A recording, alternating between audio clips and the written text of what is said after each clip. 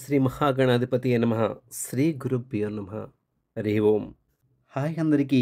ఈరోజు మనం ఆంగ్ల వ్యాకరణంలో చాలా ముఖ్యమైన విషయం అంటే 8 పార్ట్స్ ఆఫ్ స్పీచ్ గురించి నేర్చుకోబోతున్నాం. వీటిని నేర్చుకోబోయే ముందు వీటిని ఎలా ఉచ్చరించాలో, ఎక్కడ స్ట్రెస్ ఇవ్వాలో కూడా తెలుసుకుందాం. మొదటిది నౌన్.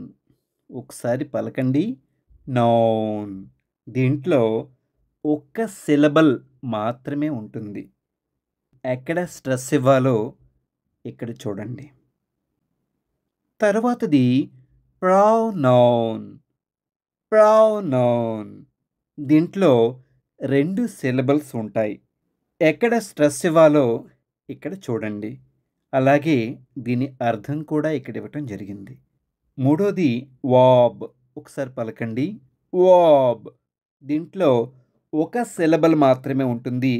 ఎక్కడ స్ట్రెస్ ఇవ్వాలో ఇక్కడ చూడండి. తర్వాతది యాడ్జెక్టివ్. యాడ్జెక్టివ్ ఎలా పలకాలి?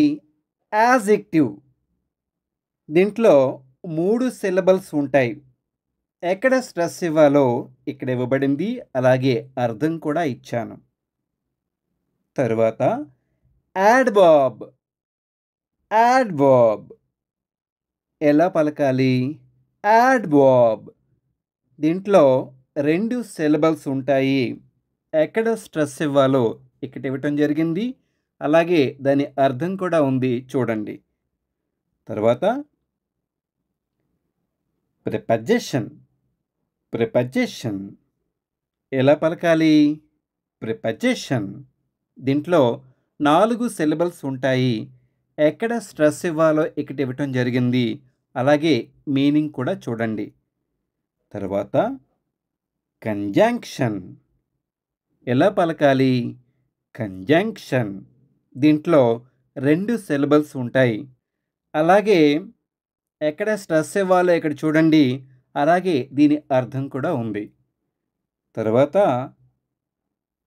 ఇంటర్జెక్షన్ ఎలా పలకాలి? ఇంటర్జెక్షన్. దీంట్లో 4 సిలబల్స్ ఉంటాయి.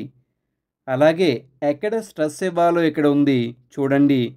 అలాగే దీని అర్థం కూడా ఇవ్వటం జరిగింది. ఈ వీడియో మీకు నచ్చినట్లయితే లైక్ చేయండి. అలాగే మీకు ఏదైనా సందేహం ఉంటే కింద కామెంట్ సెక్షన్లో కామెంట్ చేయండి. Thank you.